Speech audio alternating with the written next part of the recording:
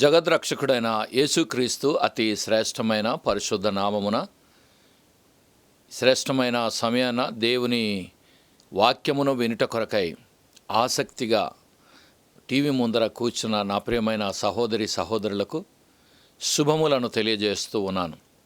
ప్రియమైన వారలారా, ఈ యొక్క ప్రత్యేకమైన సమయాన దేవుని బిడలముగా దేవుని వాక్యాన్ని విని ఆధ్యాత్మికంగా ఉజ్జీవింపబడ్డం మనకెంతో ఆశీర్వాదకరం.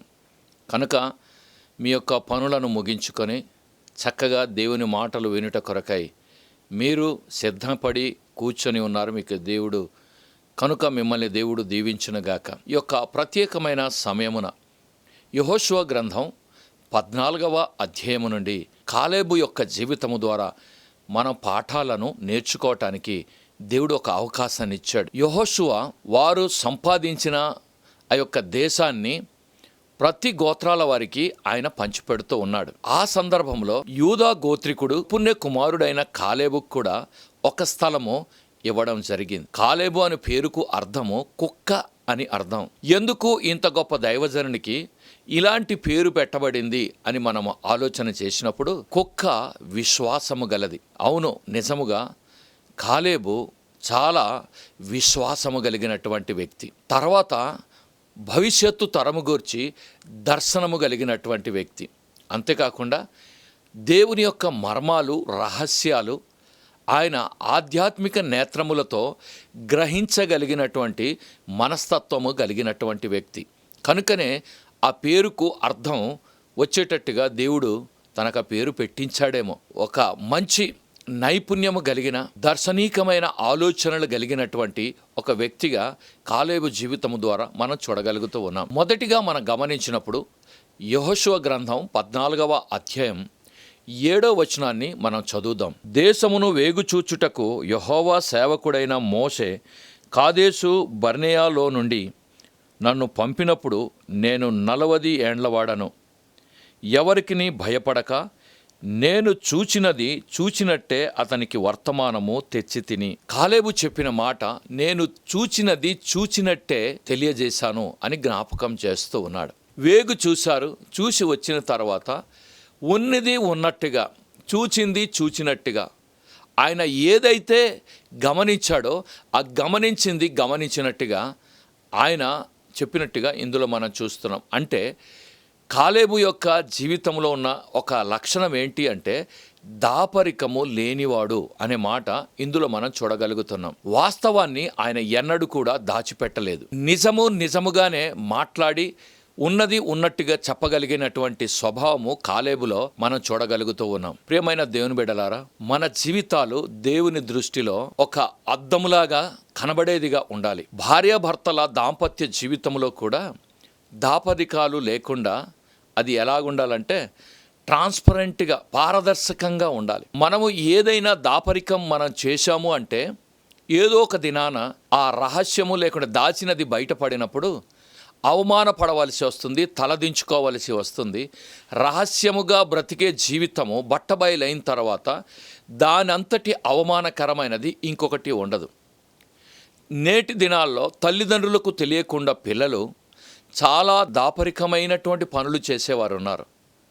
అది దాచుకొని చేసి ఒకానొక దినాన తల్లిదండ్రులు ఆ పిల్లలతో పాటు అనేకుల ఎదుట, సంఘం ఎదుట తలెత్తి తిరగలేనటువంటి పరిస్థితి జరుగుతూ ఉంది. దాన్ని బట్టి నేను చూసినప్పుడు ఈ దినాల్లో సాంకేతిక మాధ్యమాలు వచ్చిన తర్వాత రాత్రిపూట మొబైల్స్ కానీ లేకుంటే కంప్యూటర్స్ కానీ ఉపయోగించేటప్పుడు ఎవరితో మనము చాటింగ్ చేస్తున్నాం, ఎవరికి చీటింగ్ చేస్తున్నాం, ఏ రకమైన బ్రతుకులు బ్రతుకుతున్నామో యవ్వనస్తులు, కుమారులు కుమార్తెలైన వారు దేవుని దృష్టిలో లెక్క అప్పగించవలసి ఉంటుంది. ఈ యొక్క జీవితం పాడు చేసుకుంటే భవిష్యత్ తరానికి నీ ఉపయోగం లేకుండా ఉండవలసిన పరిస్థితి ఏర్పడుతుంది. భార్యకు తెలియకుండా భర్త, భర్తకు తెలియకుండా భార్య, అలాగే సంఘానికి తెలియకుండా విశ్వాసులు, రహస్యమైనటువంటి దాపరికము కలిగిన జీవితాలు మనం ఎన్నడూ కూడా జీవించకూడదు. దేవుని దృష్టిలో హృదయ శుద్ధి గలవారు ధన్యులుగా జీవించాలి. ఏ కార్యము చేసినా దేవుడు దాన్ని ఆమోదించగలిగినట్లుగా ఉండాలి. దాపరికము కలిగిన జీవితాలు దేవుడు ఎన్నడూ ఒప్పుకోడు. కనుక మన రహస్యమైన పాపాలు దాపరికంగా దాచిపెట్టేవి మన పొరుగువారికి ఎవరికి చెప్పలేకపోయినా, ఒంటరిగా నువ్వు ప్రార్థన చేస్తున్నప్పుడు, మనం ప్రార్థన చేసినప్పుడు ఆ ఉన్నది ఉన్నట్టుగా యథార్థంగా ప్రభు దగ్గర ఒప్పుకొని క్షమాపణ పొందుకుంటే ఆ వ్యక్తిలో అమితమైన ఆనందం, సంతోషం కలుగుతుంది. దాపరికముతో జీవితాలు గడిపి కుమిలిపోయే కంటే, భయముతో బ్రతికే కంటే అవన్నీ ఒప్పుకొని దాని నుండి తప్పుకొని ప్రభువులో మనము యథార్థముగా జీవించగలిగితే అది ఎంతో ఆశీర్వాదకరంగా ఉంటుంది. ప్రియమైన దేవుని బిడ్డలారా, కాలేబు జీవితంలో దాపరికాలు లేవు. ఉన్నది ఉన్నట్టుగా ఆయన మాట్లాడాడు. కొన్ని దాచాడు, కొన్ని మాట్లాడాడు అనేది అందులో మనము చూడలేం.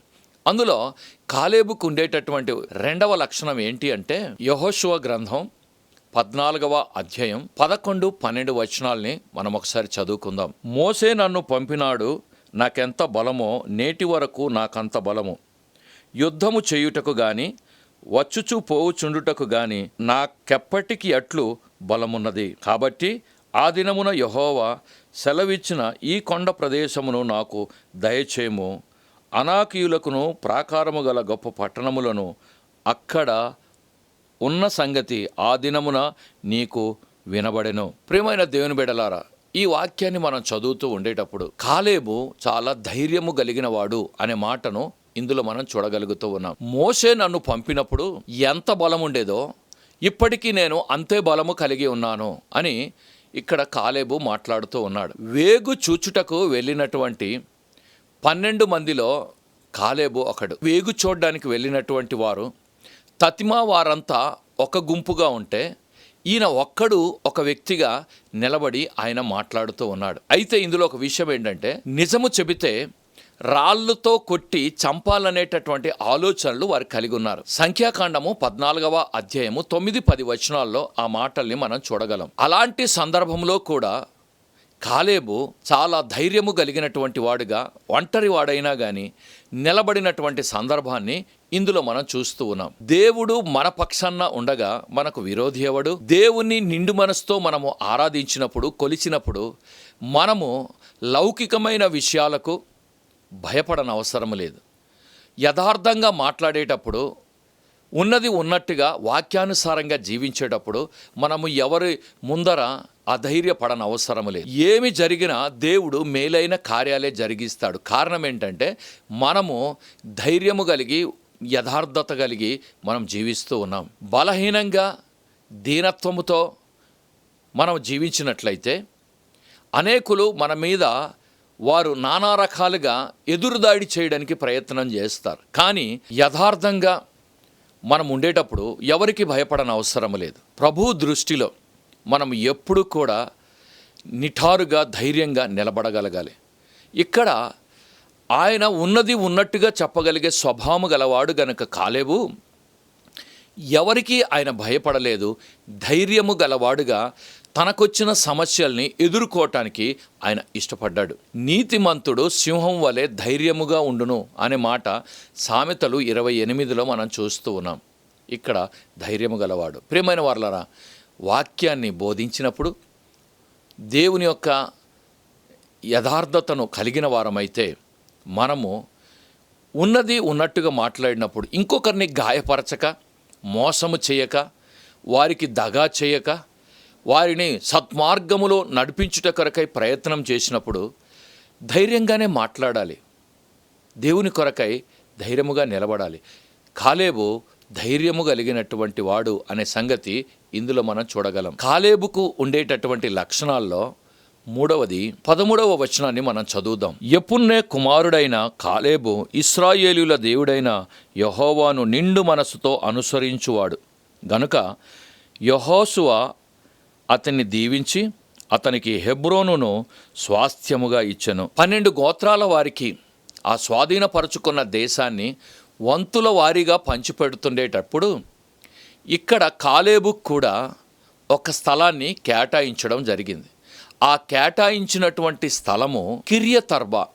కిరియతర్బా అనగా రాళ్ళు రప్పలు కలిగినటువంటి ప్రాంతం. ఈ వేగు చూడడానికి వెళ్ళినటువంటి వారిలో ప్రతి ఒక్కరిని మీరు గమనించినప్పుడు సారవంతమైన నేల, పంటలు పండే సమతల ప్రదేశాలు, దాన్ని కష్టపడకుండా సాగు చేసుకోగలిగేటటువంటి ప్రాంతాలు, మంచి ప్రదేశాలన్నీ కూడా అందరూ తీసుకున్నారు, వారికి ఇవ్వడం జరిగింది.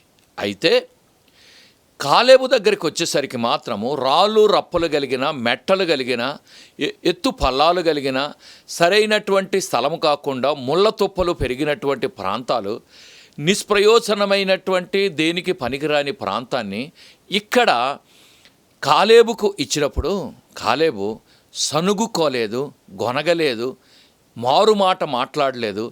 దేవుని సేవకులు నా వంతుగా ఏది రావాలో అది ఇచ్చారు అని తృప్తిగా, సంతోషంగా దాన్ని స్వీకరించాడు. అందుకే ఆయన గురించి మనము ఆలోచిస్తున్నప్పుడు దయాగుణము కలిగినవాడు, దానగుణము కలిగినవాడు, ఏది చెప్పినా దయతో స్వీకరించేటటువంటి స్వభావము కలిగిన వాడుగా కాలేబు జీవితం ద్వారా మనం నేర్చుకుంటూ ఉన్నాం.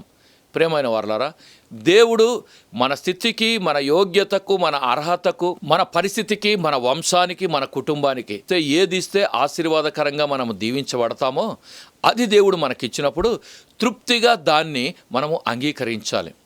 కాలేబు ఆ రీతిగా ఆయన రాళ్ళు రప్పలు కలిగిన ప్రాంతము ఇచ్చారే అని ఆయన సేవకుల మీద తిరుగుబాటు చేయలేదు. తన వంతును బట్టి దేవుని మీద ఆయన అలగడము కూడా చేయలేదు. చాలా జాగ్రత్తగా ఇక్కడ మనం విన్నట్లయితే దేవుని దృష్టిలో ఏది మన కొరకు కేటాయించబడిందో మన మేలు కొరకే అని అంగీకరించిన వారిలో కాలేబు జీవితాన్ని మనం చూడగలుగుతూ ఉన్నాం. పనికిరానిది, నిరుపయోగమైనది ఏదైనా దేవుడు మనల్ని ప్రేమించి ఇచ్చాడంటే దాన్ని సారవంతమైన నేలగా మార్చగలిగిన సమర్థుడు ఆయనకు తెలుసు కాబట్టి ఆయన మనకు ఇచ్చాడని దాన్ని మనం అంగీకరించాలి. వేగు చూసేటప్పుడు ఆయనకు తెలుసు ఏ ప్రాంతం బాగుంటుంది, ఎక్కడ నీళ్లు లభ్యమవుతుంది, ఏదైతే వ్యవసాయానికి, పండ్ల తోటలు నాటడానికి ఇవన్నిటికీ ఉపయోగపడుతుందని తెలుసు. కానీ ఆయన ఆశించింది ఆయనకి ఇవ్వలేదు. కానీ దేవుడు ఏదైతే ఇస్తే ఈయనకు మేలు జరుగుతుందో అని అదే ఆయనకు ఇవ్వడము మనం చూడగలుగుతూ ఉన్నాం. పదవులు, పనులు, బాధ్యతలు, యోగ్యతలు మనకు అప్పగించబడినప్పుడు కొన్ని పర్యాయాలు పలానా స్థలములో సేవ చేయాలి అని మనకు కేటాయించినప్పుడు మనమేమో మంచిని వెతకటానికి ప్రయత్నాలు చేసేటటువంటి సందర్భాలు జరుగుతూ ఉంటాయి. కొన్ని పర్యాయాలు గవర్నమెంట్ వారి తరపున మనకు బదిలీ చేసేటప్పుడు ఆ గ్రామం కాకుండా, ఆ ప్రాంతం కాకుండా పలానా దగ్గరికి పంపిస్తే బాగుండేది అని మన మేలు కోరి మనం ప్రయత్నం చేస్తుంటాం. కోరుకోవడం మానవ స్వభావం. కానీ దేవుడే కానీ ఇచ్చినటువంటి స్థలమైతే అది ఆశీర్వాదకరమైన స్థలమే కానీ అది కీడుకి ఏమాత్రము అది నడిపించదు. కనుక నేను అంటాను, కాలేబు ఇక్కడ తనకు వచ్చినటువంటి ప్రాంతం కిరియతర్బాను ఇచ్చినప్పుడు స్వీకరించాడు గనుక తదుపరి దినాల్లో దాన్ని హెబ్రోనుగా మార్చారు. హెబ్రోను అనగా దేవుని సహవాసం, దేవునితో సహవాసం చేసే స్థలముగా అది మార్చబడింది. ప్రియమైన దేవుని బిడ్డలారా, ఎంత ధన్యత! సనుగు కొనక, గొనుగు కొనక స్వీకరించాడు గనక దేవునితో సహవాసం చేసే స్థలముగా అది మార్చబడింది. దేవుడు దాన్ని అలాగూ ఆశీర్వదించాడు. కనుక నేను అంటాను, ఏది ఇచ్చినా మంచి మనస్సుతో స్వీకరించి తద్వారా జీవించగలిగిన స్వభావము కాలేబులో చూడగలుగుతున్నాం. ప్రియమైన దేవుని బిడ్డలారా, కాలేబు యొక్క జీవితం ద్వారా దేవుడు నీతో నాతో మాట్లాడుతున్నప్పుడు మనము కాలేబుకు కలిగిన గుణలక్షణాలు మనము కలిగి జీవిద్దాం. అవును, దేవుడు మనకు కేటాయించిన, ఆయన మనకు ఇవ్వదలచిన ఏ ఆశీర్వాదమైనా మనము ప్రేమతో స్వీకరించినప్పుడు అది ఆశీర్వాదకరంగానే అది ఉంటుంది. కనుక ఈ యొక్క శ్రేష్టమైన సమయాన దేవుడు మనతో మాట్లాడుతున్నప్పుడు ఏ ప్రాంతంలో ఎక్కడుండి ఎలాగా ఏ పని చేయాలో దేవుడు మనకు నిర్ణయించినప్పుడు శిరస్సు వంచి ప్రార్థనపూర్వకంగా ఆధ్యాత్మిక బిడలుగా మనం దాన్ని అంగీకరించినప్పుడు అది మేలే మనకు కలుగుతూ ఉంది. కనుక ఇలాంటి ఆశ్చర్యకరమైన కార్యాలు కుటుంబాల్లో, అద్భుతమైన సంగతులు మన కుటుంబాల్లో జరిగినప్పుడు దేవుని యొక్క కార్యాలను మరిచిపోకుండా కృతజ్ఞత కలిగి ప్రభువు కొరకై జీవించబద్దులమై ఉన్నాం. దేవుడు ఈ యొక్క పరిశుద్ధ మాటలను మన వెనికిళ్ళలో ఆశీర్వదించునుగాక. ప్రార్థన చేసుకుందామా? దయగలిగిన తండ్రి, కృపామయుడా, కనికర పూర్ణుడా, దేవానికి స్తోత్రాలు, వందనాలు చెల్లిస్తూ ఉన్నాం. కాలేబు యొక్క జీవితము ద్వారా ఈ దినం మాతో మీరు మాట్లాడిన ప్రతి మాటను బట్టి నీకు స్తోత్రాలు, వందనాలు చెల్లిస్తూ ఉన్నాం.